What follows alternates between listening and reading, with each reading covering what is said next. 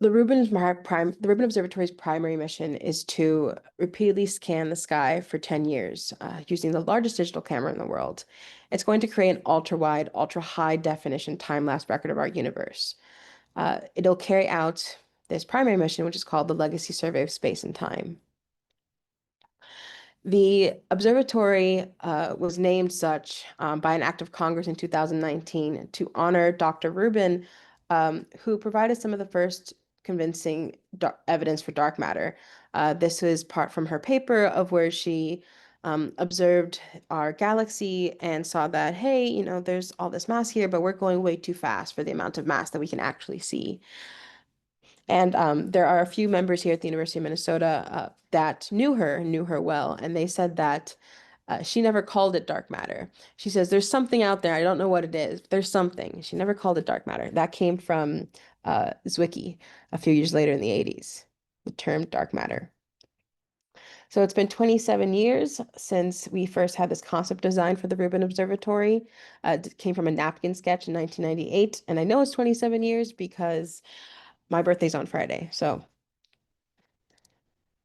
the Rubin Observatory is located in the Cerro Pachón region, in the Cerro Pachón mountain in the Coquimbo region of Chile. And this is a great spot due to altitude, really high number of clear skies, really high number of days with clear skies, as many of us are not so fortunate to have. And this high altitude and the combination of dry air means a lot less atmospheric turbulence, which causes light to scatter. And so what technology is making all of this possible? So the Rubin Observatory is the first of its kind, as I opened up the presentation with. Its mirror design, its camera size and sensitivity, its telescope speed and computing infrastructure are each entirely in its own category. Rubin's innovative telescope design will simultaneously be able to capture like a wide field of faint objects, but as well as objects that change in position or brightness. And this is going to be 20 terabytes of data per night transferred to various countries across the world. So it'll be able to document about 10 million changes in transients. And so for projects like Kilonova Catcher and for Grandma, this will be a huge step forward towards observing and detecting kilonova and gamma ray bursts. The telescope can see huge sections of the sky at once, much bigger than what most telescopes capture, about 45 times the size of the moon, with a 3.5-degree field of view.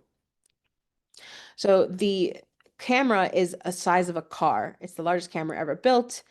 It's a 3,200 megapixel camera. It has 9 sensor arrays referred to as rafts. We actually got to meet somebody who came to this event who helped build some of these rafts or the prototypes for these rafts decades ago when Rubin was first being put together, or the designs were first being put together.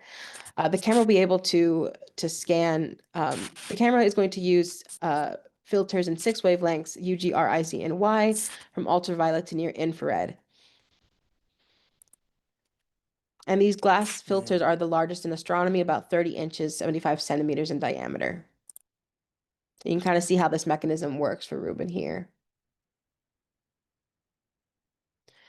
So Rubin has a really interesting design, or the donut design, as I like to call it. So it has a 3-mirror system, the primary, secondary, and tertiary mirrors. The 8.4-meter primary mirror is actually 2 mirrors in one, so it's combining them on one surface. And it allows the telescope to be much more compact, making it easier to rotate and settle really quickly. So 8.4-meter primary mirror, 3.5-meter convex secondary mirror, and a 5-meter tertiary mirror. Largest convex secondary mirror ever made. And these mirrors are huge, like they're the size of a small bus.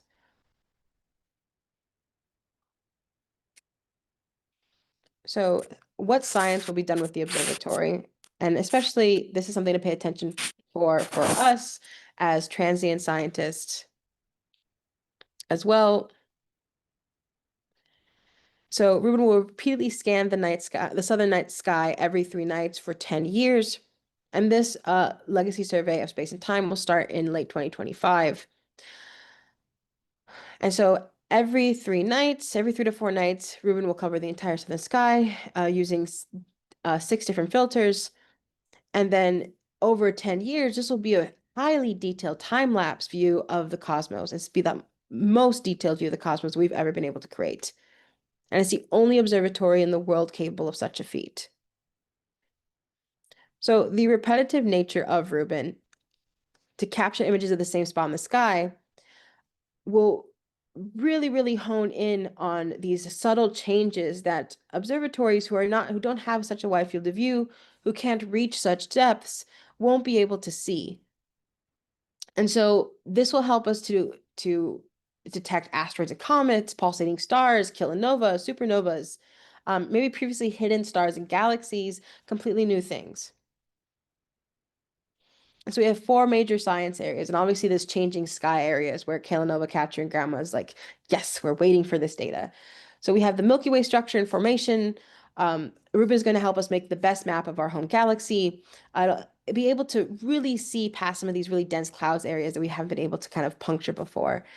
We have dark matter and dark energy. Rubin is going to use a brand new tool to help us learn more about the nature and behavior, and I'll get to that later in this presentation.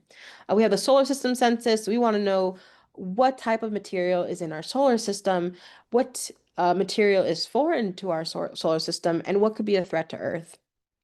And then we have the changing sky. So 10 million changes per night. Rubin's nightly alerts. So it'll send down information like saying, hey, this is something we've detected. These are the coordinates, go. However, the actual images from that, the data will have somewhat of an embargo period depending on what's going on or who's observing. I don't know too much about that. Damian might know more. But this alert system is actually a project I'm on. So I'm part of the LSST Discovery Alliance team, and I work within fast transients, and I'm building a metric to kind of help us detect these images. So kind of hard coding light curves in, saying, hey, this is what we're looking for. These are the parameters. How fast can we detect, characterize, and get that information out? We're going to see what Rubin is really capable of with these different science cases. And so more than 800 images for each area of the sky over 10 years will reveal changes across all timescales. So we have explosive events, supernova, feeding black holes, which Rubin will be able to mine. And this figure right here on the right will really emphasize how Rubin is going to subtract these images, focus on what's changing, what's varying as it takes these like 30-second images, and send those alerts out, send that information out. And so LSST is going to revolutionize transient discovery at all timescales. So we have supernova, explosion of stars can last weeks to months. We have TDEs. All right. If we go from supernova, which is we're going to catch millions of them. We have TDEs going from 100 estimated currently to over 10,000. And then we have gravitational waves and kilonova. So Igor Andreoni's original paper in 2019, we detected from 2 to 50. And then my paper released into that 2025, and then the earlier this year, and then the work I'm currently doing has evolved that number to greater scale. So we're looking in much more confident numbers, 1, and 2, we're looking at sometimes larger numbers given the detection criteria.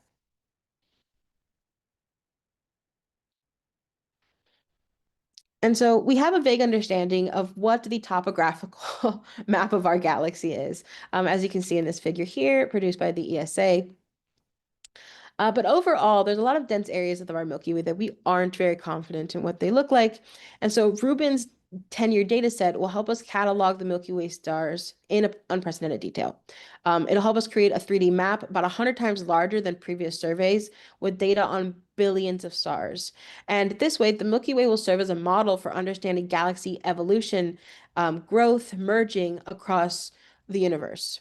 And so if we can understand our galaxy, which is relatively old, we can begin to understand others in greater detail, especially given the fact that we sit in our galaxy, we're in great proximity to it. So we can get a lot of data from it. So among the questions that Rubin scientists hope to answer about our Milky Way are, how did the Milky Way form and how has it changed over time? What are the common properties of stars close to the sun? What can they tell us about how our solar system formed? And how have other galaxies formed and evolved throughout the universe's history? So we're not only looking at our local galaxy cluster and how it evolved, but we're looking to use this on the large scale. So, as many as you know, everything that we know, we see, we can feel, we can touch, galaxies, stars, planets, our families and friends, our favorite mug at the end of the day, make up just 5% of the universe. And the remaining 95% is made up of this mysterious and somewhat ominous topic of dark energy, 68%, and dark matter, 27%. So, what are these and how do they influence the structure and evolution of the universe? And Rubin is hoping that with its wide field of view, combined with its ability to detect faint and distant objects really well, this will help scientists explore the ominous nature of this ominous entity out there, dark matter, dark energy. I love the word ominous. And help us understand on the large scale, so over many galaxy clusters, and on the small scales within our own galaxy, and using a variety of methods. And we're not only looking to see if the answer to everything is dark matter, but rather we're looking to see if it is the current answer, or maybe even find out if it's not. Other theories could be resolved using Rubin's data. And so with its wide field of view and it's like these sensitive cameras, Rubin will be able to find more strong lensing systems in the universe. And in case anybody doesn't know, gravitational lensing is when matter bends the path of light and distorts the shape or positions of galaxies. And when we observe these gravitational lensing images, we or gravitational lensing areas, we usually see what's causing it. Sometimes we don't, and that's kind of where dark matter, dark energy kind of come into play. And so this will, as a whole, allow for a better understanding of the most massive structures in our universe, which is galaxy clustering. And so this is the clumpiness of the universe or the distribution of matter in our universe. And so with one slice of the sky currently taken of so Rubin has already taken its first images, and I'll show you guys those in a minute. But already, Rubin has been able to detect 1 million new objects in the first image it ever took, which is crazy. So Rubin will uncover millions of new solar system objects. Rubin's astro detection capability is a game changer for planetary defense, even though there's nothing we can really do about it. Um, And then studying our solar system will also reveal key insights into how other planetary systems form, because it's really hard to study other planets near nearby suns, because obviously planets don't emit light, suns are very bright, blah, blah. And because we'll be able to have a much more detailed view of the matter in our solar system, we'll be able to have a better sense of how these planetary systems forms, how did we get here, why are we in a single star system instead of a binary star system, and as well as kind of hone in on these small factors of why do we end up in positions as we do as a solar system and as a planet, and help us also understand exoplanets as well. Okay. And so with a greater understanding, a greater survey of what's in our solar system, we can tell what's not from our solar system. So a few years ago, we had that super long, oddly shaped visitor to come through our solar system and pass, and everyone was like, "Oh, this is so interesting." But with Rubin, with its depth and its wide field of view, we'll be able to capture more of those objects. And not only its wide field of view and its ability to see deeper, but because Rubin is taking these images every single night, with a greater accuracy, we'll be able to catalog what belongs there and what doesn't. And so being able to detect these visitors bring valuable information about how other planetary systems form and evolve. Currently, only two interstellar visitors have ever been discovered. Umamamu, I definitely mispronounced that. Um, and Comet 21 Borisov. And so we're hoping to find many more with Rubin's Legacy Survey of Space and Time. We'll also be able to determine with greater accuracy which asteroids might pose a threat to Earth. And this will be, and because we're detecting so many more, we'll be able to identify possible threats and then know with greater accuracy what the angle of attack that this asteroid actually has on Earth. And I believe that, with Rubin's observatories, like it's like collecting power and obviously this scanning every few nights, we can increase the percentage of our ability to detect closer to 60%, and then closer to 90% for objects larger than 400 meters. And so we estimate there's about 100,000 yet undetected near Earth objects that are of the size that could be a threat to Earth. And so only 3% of Rubin Observatory's time over the next 10 years will be reserved for target of opportunity. And this is really where transient science really has its stake in.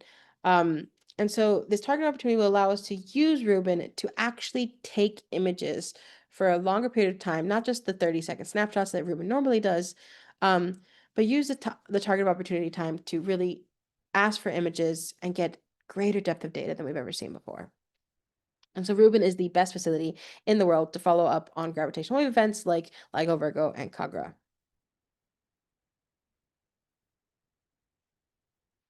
We also expect to have answers to questions that we may not have yet asked. So unknown classes of objects, new transients, phenomena, maybe even get a better handle on Hubble on the Hubble expansion rate and so on and so forth. And so I'll sum up really quick because this is how Rubin expects to handle data. So 20 terabytes of data every night is crazy. 500 petabytes generated by Rubin data processing over 10 years. And to kind of put what 500 petabytes is in context, we that's equivalent to the total amount of content written in every language throughout human history in 10 years. And so it's going to need a very refined network of global data handling. And so data travels from the observatory to Santiago, then to SLAC National Accelerator Laboratory in California. SLAC will then process the data, identifying changes and issuing an alert for each one, up to 10 million per night. Data is then sent to Europe for further processing after an embargo period, 30 days in commissioning, 80 hours in operations. And so with trillions of measurements of billions of objects, Rubin will regularly detect once in a billion or 1 in a trillion events. Scientists have developed these really fast and robust algorithms to analyze Rubin data because there's way too much to analyze or even inspect manually. And so this is where we start to get a lot of this, bringing on developers and computer programmers, much as like what we already do with Sky Portal, to really help refine this data and the data handling. All right. With up to 10 million alerts per night, we don't just have a data stream, we have an alert tsunami. And so we have a whole bunch of brokers that'll help us to process and serve alerts to scientists. And many of you are familiar with Fink and Ample, really much more others involved. And because there's so much data, because we cannot possibly go through it all, Zooniverse uses galaxy identification as a citizen science topic because there's too much data. And so Rubin is going to be doing the same thing. Volunteers around the world will contribute to Rubin data via Zooniverse Citizen Science. There'll be other ways for data to be accessed for the public, formal education, so free online classroom-ready materials, public outreach for like the website, and they even have something called Skyviewer out now where you can inspect Rubin's first images on your own. And I'll send those links out after the meeting. And so before I show you guys the first images, there's this cool quote by Vera Rubin, Dr. Rubin, don't shoot for the stars. We already know what's there. Shoot for the space in between because that's where the real mystery lies. And so now the part everybody's been waiting for, the first look of Rubin images. And if you guys want to like unmute yourself and start talking, please feel free to. I would love to hear your responses to this. And so the time for the peanut gallery is now. Right, Roger. I'm trying to keep really calm and even with my voice. I was very laser focused when giving this presentation at the university because I was trying to contain my excitement. Rubin has been a huge part of my undergraduate journey and then obviously as a professional astrophysicist. So these first release of images definitely made me tear up a little bit.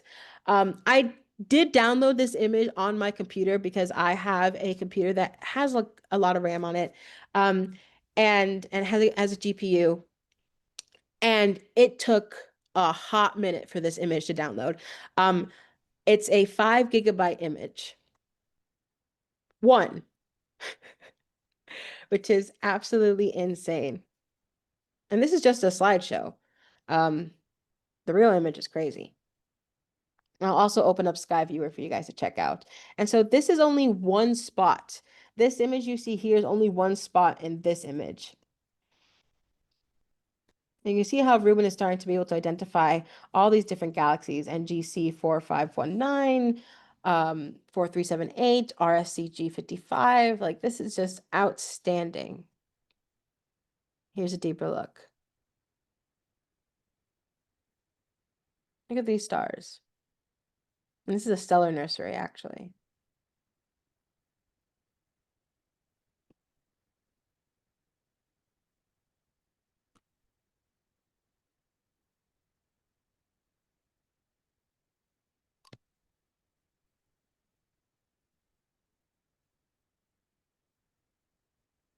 Yep, we now see the real galaxy shapes with the diffused gas that was invisible before. Great point, Damien. This is so cool.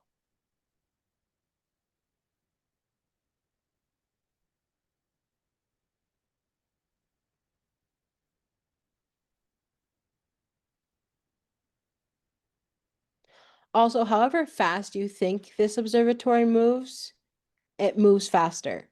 So it's a 300-ton observatory, and it moves so fast.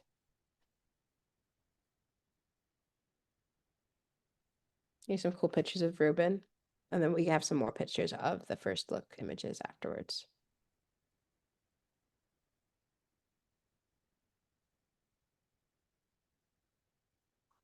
Oh, and something I forgot to tell you guys. So alongside the National Science Foundation, the Department of Energy, Office of Science, the Chilean government is working with scientists to what's it called? To mitigate light pollution.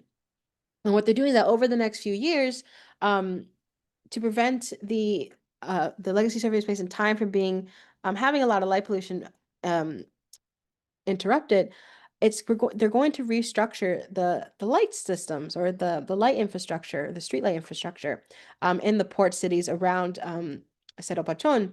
And so what they're doing is they're going to change the frequency of light to something more red to not interfere, and they're going to start facing all the street lights down. They're going to ask people to uh, lower their street lights so it's all facing down with like covers on them, so that we can have greater clarity of images with this already great telescope. And these are some cool images of scientists and Chilean government administrators celebrating the first images on that evening that they took these. Obviously, some people who were there in person, seeing the images for the first time. This person's face, this person's face in the lower right, sitting down, absolutely makes me laugh. This is Rubin headquarters. This is a cool image of it moving. Let's see. Some fisheye lenses. All right, so here's some closer up images of these galaxies that we saw in the other photos. And then I'll open up Sky Viewer for everybody to see.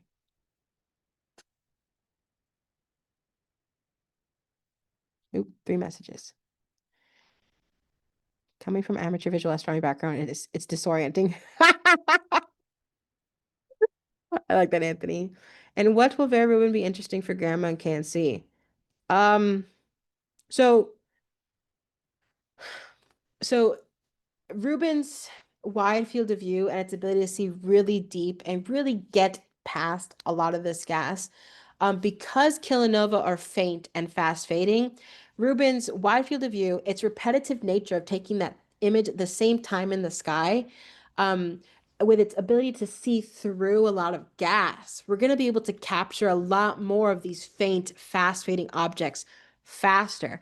And because Rubin has a built-in alert system, we're going to be getting GCN circulars. We hope, I'm hoping that's how this is going to happen, of these events faster. So what we estimate in our hopes is that for as boring as it is right now, sometimes in KNCN and Grandma, it's not going to be once the LSST starts because we're going to be detecting so much more with greater clarity and with a faster response time.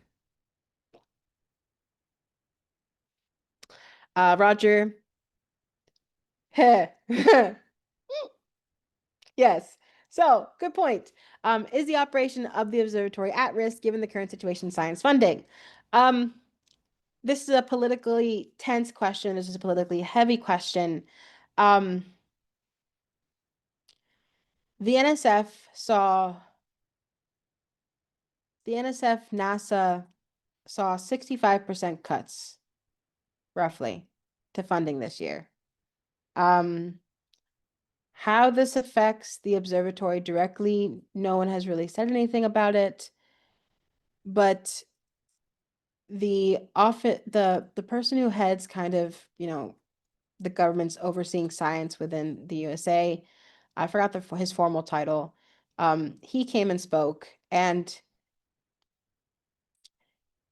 yeah, he was hired by Trump. So I don't know. I can't give you a clear answer. And look how blue these galaxies are.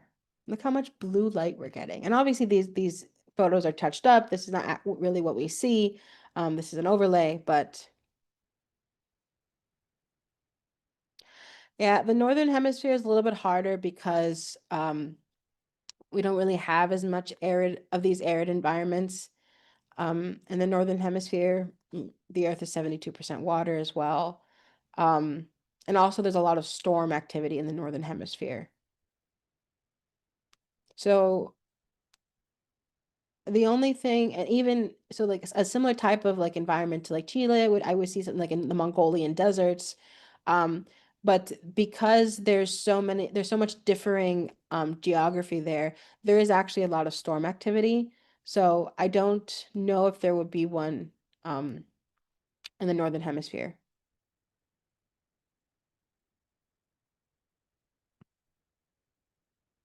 This looks like a worm.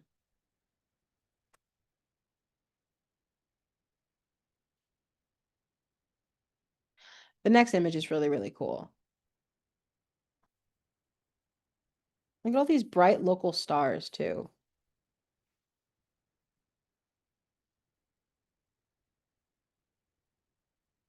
It's just amazing.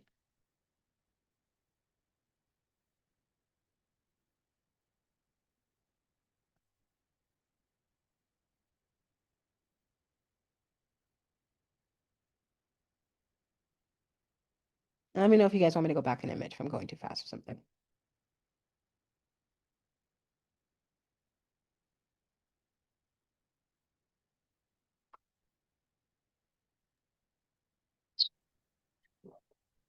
Okay, here we go.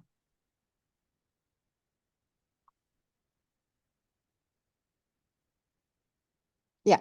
So Damian makes a good point. So 10 millions of alerts per night. That would be too much food for the transient sky astronomers. Many more rare, very energetic explosions will be detected in these coming 10 years. And these are the rare guys that interest us. So the field of high energy astrophysics is where Kilonova catcher and Grandma sit when we study gamma ray bursts, when we study neutron star collisions.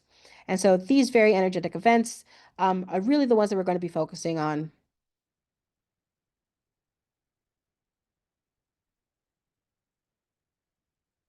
Also be able to probe transient population at larger distances. So even those we know so far in our, say, local universe will be interesting to see when the universe was younger. Yes. So I actually do these estimations for Kilonova out to 1200 megaparsecs. The only ones we've detected have been within, as the GW 170817 was 40 megaparsecs away, and I'm estimating out to 1200. And most of those observations, the detections do sit between the 700 to 800 mark, or at least a higher number of those tend to gather between 600 and 800 megaparsecs. Are the job opportunities to process the raw images? To be paid to do so, I don't know. But I know that there's a lot of work in creating these algorithms to process these images, to do this data subtraction. At the beginning, the processing time was 1 minute um, for each scan, and that has very much vastly improved. So that means that it's being done by computers. But within once data is released, how the data is distributed, how we get our hands on these images ourselves. Um, Damian and I can talk about when that actually happens in the next few months, what that would look like for us to provide those images for you guys to do as you please with, and even use them alongside our own observations. Give us your CV, Roger. Let's go. Let's go. You see these like little lines here, the red, green, and blue. These are comets.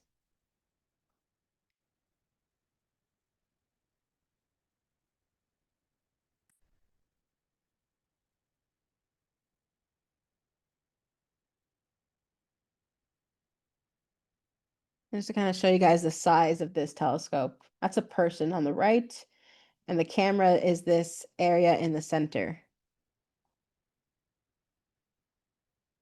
They needed to do a panoramic shot to get the whole camera in the lens. That's so cool. It's a donut shape.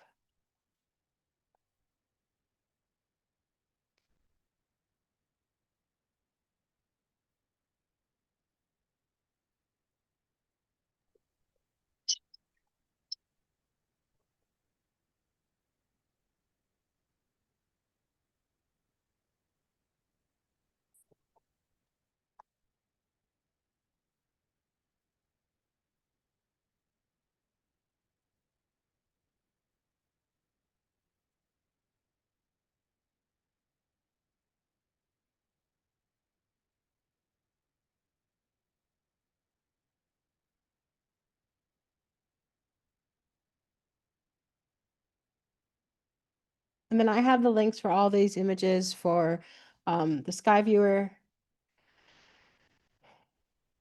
that I'll be able to send to you guys. And so all those like smaller versions of these images came from one field of view. One. Like this image is like 2% of one image from Rubin. It's just crazy. And this is that image back there. That's what we're taking.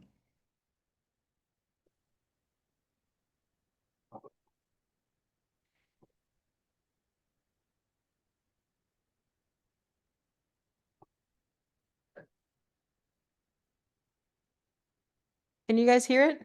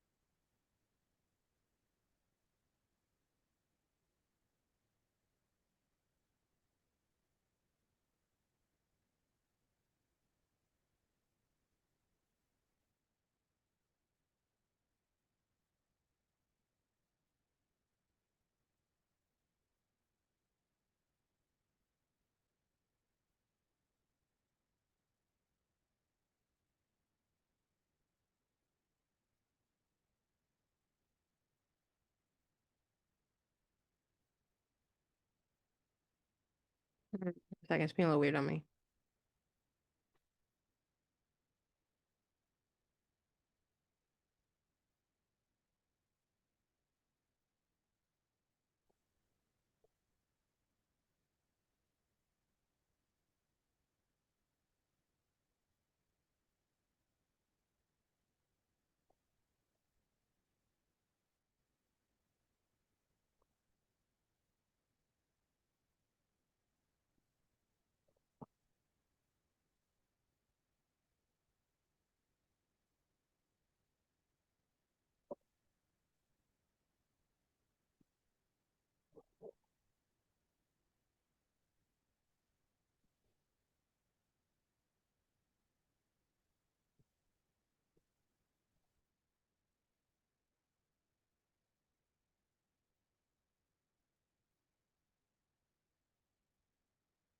This is an overdose. Yeah.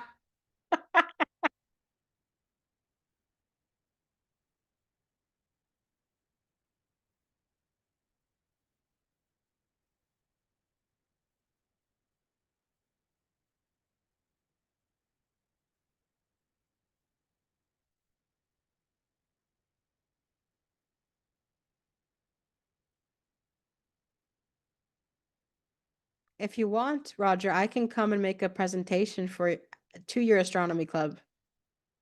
But yeah, I can send this.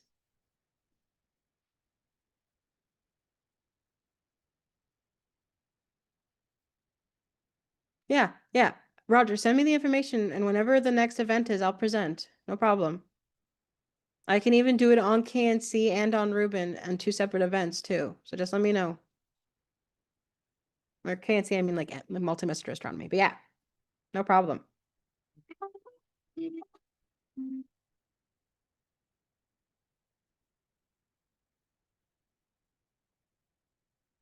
And this is what that Sky Viewer app can do, guys. This is what it's be able to show you.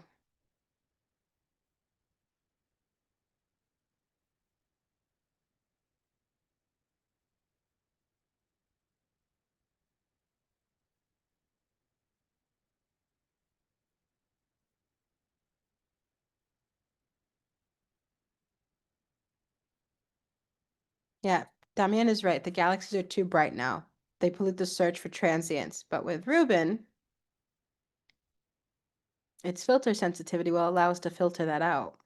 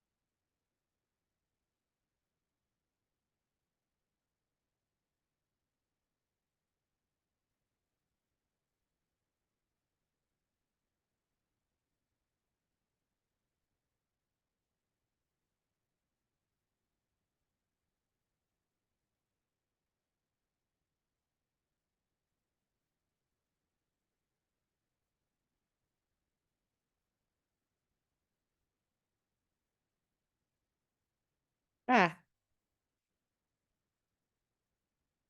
no.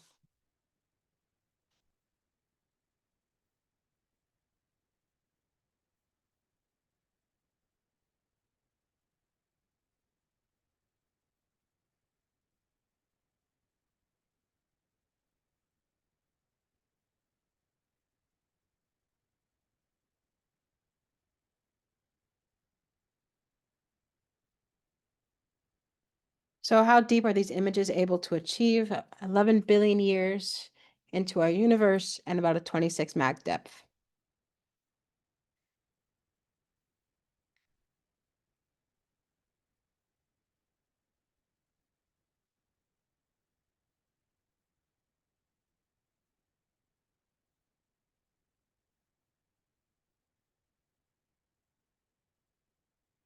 Yep, yep, yep.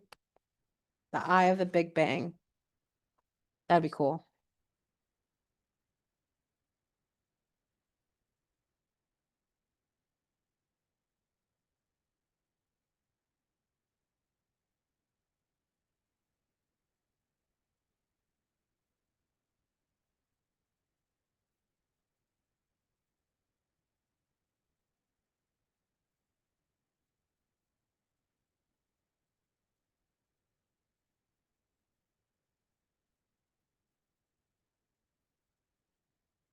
Did we see this one already? I think I went through it.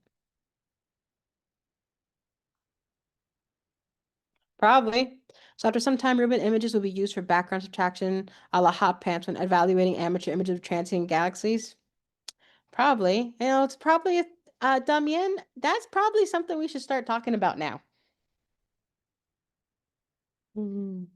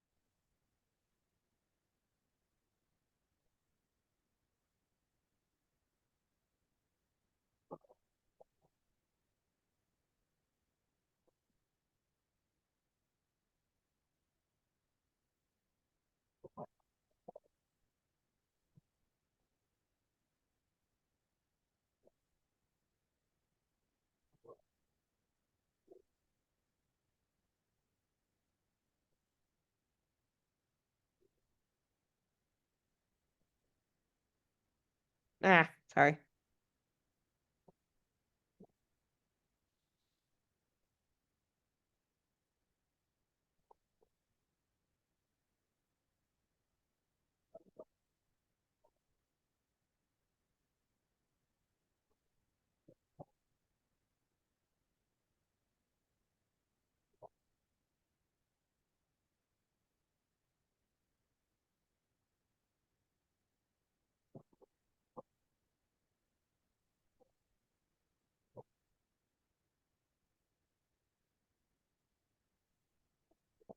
Refrigeration, less noise.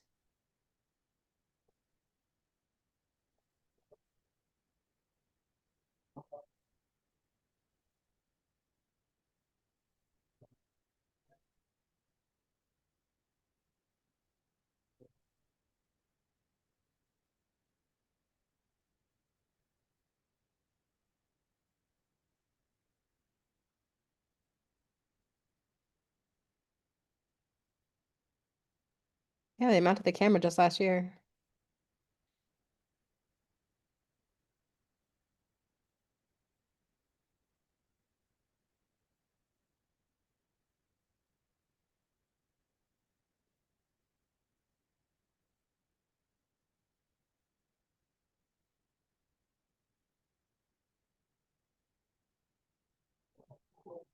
Look at that.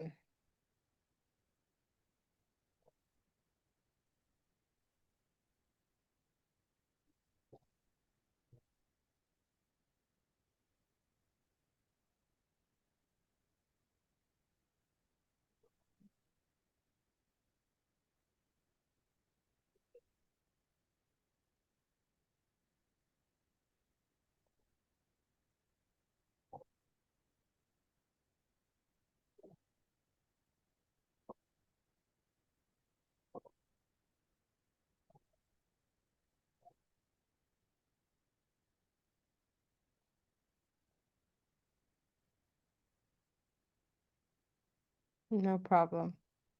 Now, glad you guys are enjoying this. I did maybe not have thought out how long these images were gonna be for.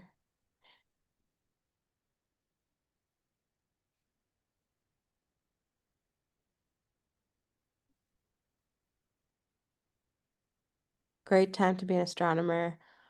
Horrible time to be without funding.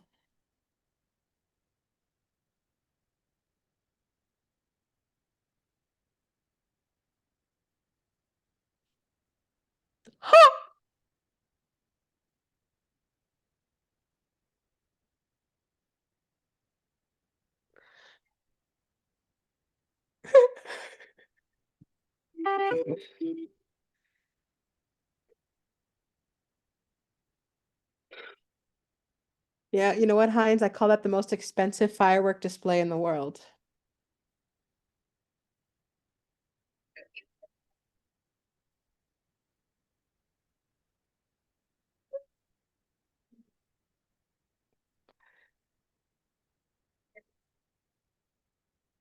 Absolutely amazing.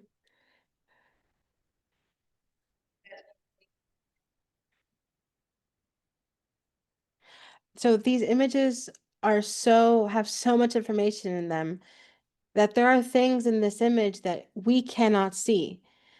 The camera's detecting, but the images were not.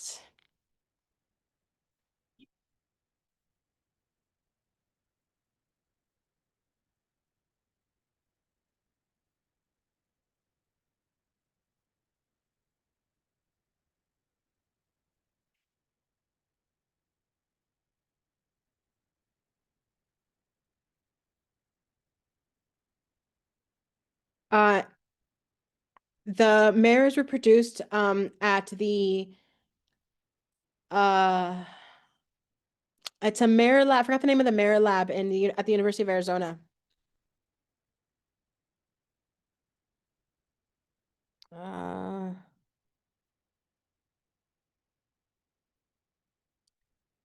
the Richard F. Karras Mirror Lab. The secondary mirror was manufactured by Corning Advanced Optics in Canton, New York.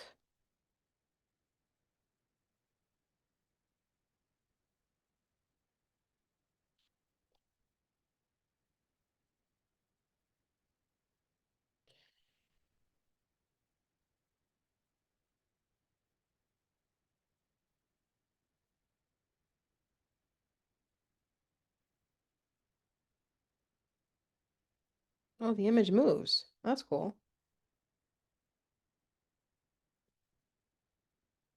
Oh, that is so cool.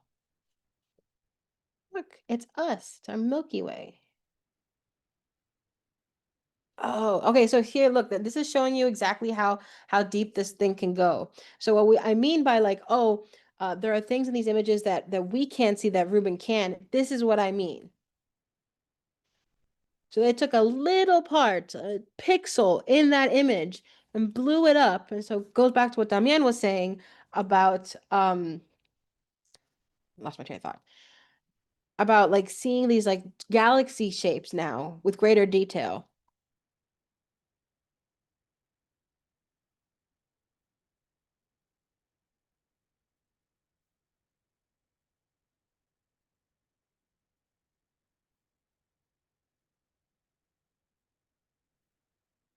Absolutely spectacular.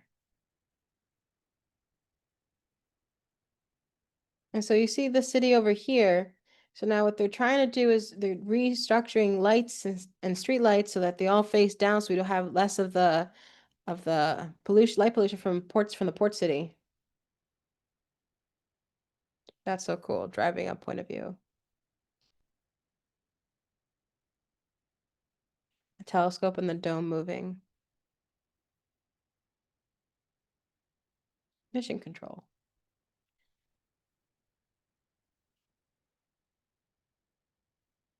Oh, there we go.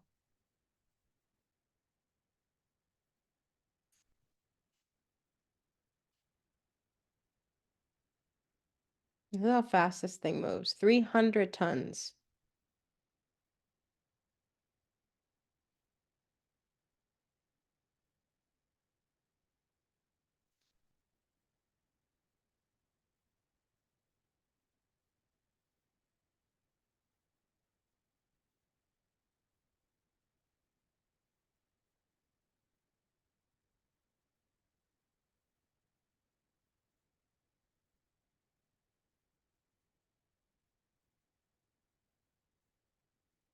Oh, some more star images.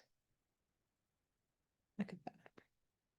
Look, I see this is that flaring star, kind of a example of how Rubin's going to be looking at this stuff.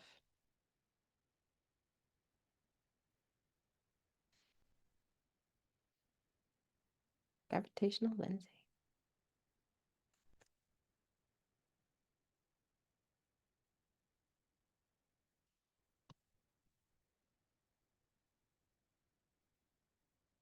Here's another demonstration of how fast this telescope moves. So I do work with the 2.1 meter, which was also a telescope that Vera Rubin worked on. It definitely had my little crying moment when I found that out. And this it has a 2 or 3 ton telescope, and it does not move as fast as this thing does at 300.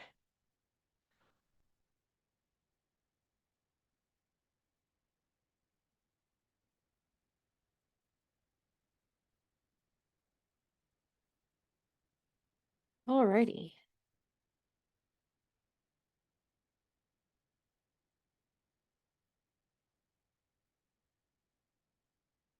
So, well, it's an hour. Okay.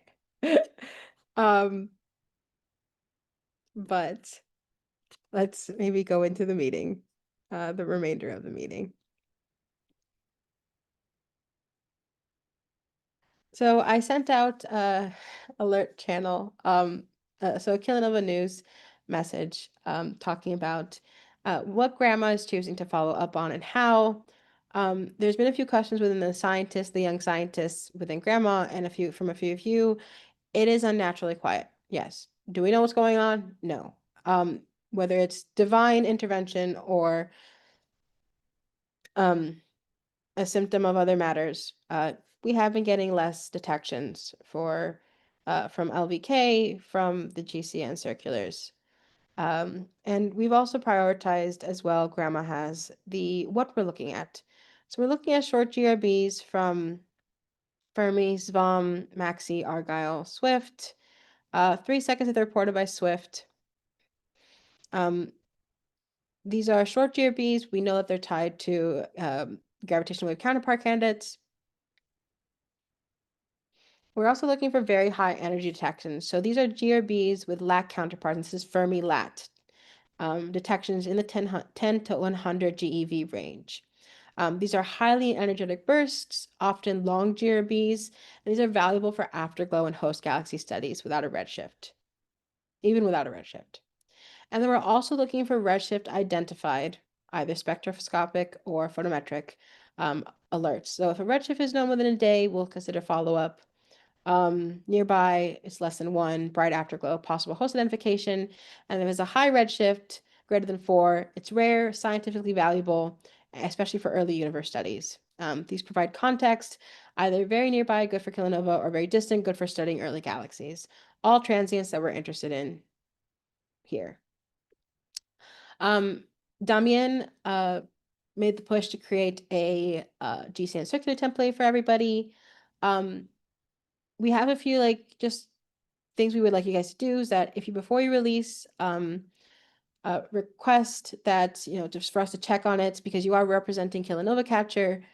So check with either the PIs or myself. I'm around a lot, especially during the next few months, because Grandma's going to be active, and obviously I help lead KNC. So reach out to me or Damien, and then Sarah. Damien, do you have any words you want to contribute to this?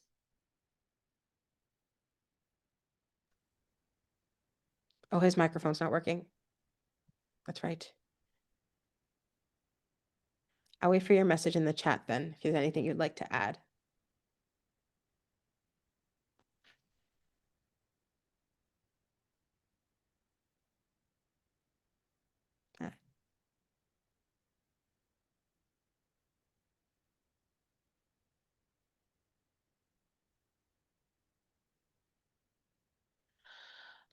A few of you did the mid-year feedback form. If you haven't, please continue to respond. We are using this to kind of tackle and create a to-do list of things to do, things to organize, things to plan throughout the year, especially on our monthly leaders meeting. We discuss these topics. So over 60% of you says that you love contributing, but you can only do as much as the weather gods allow. I'm so sorry. There's nothing I can do about that personally, but I can always put a request in. For those of you who do less than half, are only for very interesting events. Completely understand. If there's any ways we can help you contribute more, please let me know. A few of you did provide that information. So I asked the question of like, we're always looking for ways to help our members feel more empowered to contribute, anything that we could do. And so obviously we have some green check marks, which are things we've started. We have our yellow check marks, which are, hey, we're talking about it. These are things that we're starting to integrate into other tasks for Grandma KNC. And so we've already started you guys on some of the STD pipeline stuff. I've sent some information out. We're gonna get a few of you that I've already talked to, some accounts to start playing with that. The offer feedback on uploaded images and scientific use. That's partially kind of what we're doing with GCNs.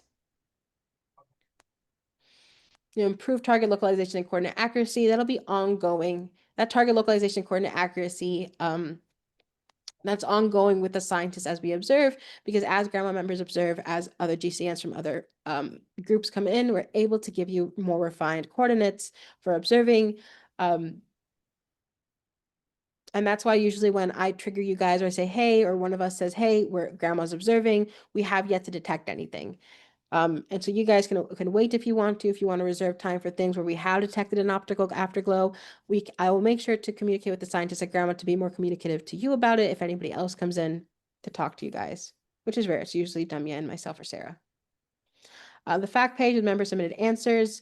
I will be going around and asking you guys different questions about stuff. I'm doing that now. I write down a lot of what you guys say during these meetings. Help with image stacking and test observations. Also happening with the development of the website as I'm writing it. And then if there's anything else in these alert spots that you guys are interested in putting there, that'd be great. I do on the FAQ page and then on the manuals website, I am going to put up like how to read these alert bots, how to read GCN circulars, how to be able to connect those dots between our alert bots from Swift and the GCN circular, so you guys can, get as much information to observe as possible. And if there's something you would like sooner rather than later, please let me know. There's a lot of tasks to do, and I don't mind prioritizing. In fact, it helps me. There was a few other comments, questions, compliments, concerns that people posted for the report. Thank you guys for the compliments regarding my enriching KNC and these meetings. I really appreciate the acknowledgement. I'm so glad that you guys really like working with KNC. I'm so glad that you guys still like working with KNC, even though the targets can be elusive, especially with such a field that's still in its infancy. We really appreciate you guys trucking along with us, learning with us. There's some suggestions of requests, which was organizing an observatory-based training session, resume transient observing during downtime, the discussion of RAPAS filters in the KNC pipeline. And these are things that are ongoing to be discussed. Many of them are a little bit more far off, a little bit more difficult given the political climate of the world. Some of you said that you couldn't find some of your old images and you'd like them. We could, they're usually found in OwnCloud. And some of these are your answers you see up here. If you want to reach out directly to me about these, you can, to have a conversation about it. I have a problem pulling any resources or maybe talking to the PI specifically if it's something you feel is urgent. I was happy to hear that some members are upgrading their setups. Some are offline because of this. I'm really happy to hear that you guys find ways to contribute data even remotely when personal tools aren't accessible. That's really cool, really fascinating to hear from you guys. It would be nice to meet you all one day in person. And so whenever I'm in Europe next, I can talk to Damian about that. And LVK should be picking up. There's been a lot of work to refine the alert system, as well as the detection metrics. And hopefully this coming season, 05 and 06, will be really interesting. So yeah, part 5 and part 6 of 04 will be really interesting. I'll also be reaching out to you all to hear about your individual experiences as astronomers. This is something I hope to make as this will be like a Zoom call or a conversation on the phone or even just a text exchange to kind of hear more of you guys, to maybe steam up some of our social media presence and get some more traction there, especially with younger groups. Continue filling out the topic request forms, continue filling out the photo submission. Roger, I saw your email last minute. I'll post your image and then I will share it. You can talk about it at the webinar or the next monthly meeting. Thank you. And also thank you, Roger, for submitting. I really appreciate that.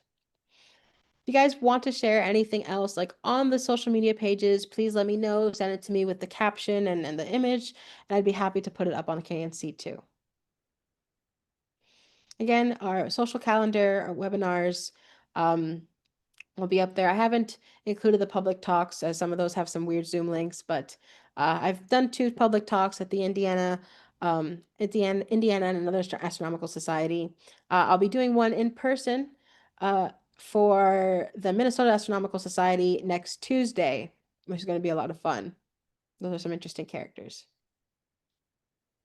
But thank you. Thank you for the 10-minute extra long meeting here. The floor is open for you guys to talk, to chat with me, to tell me how excited you guys are. And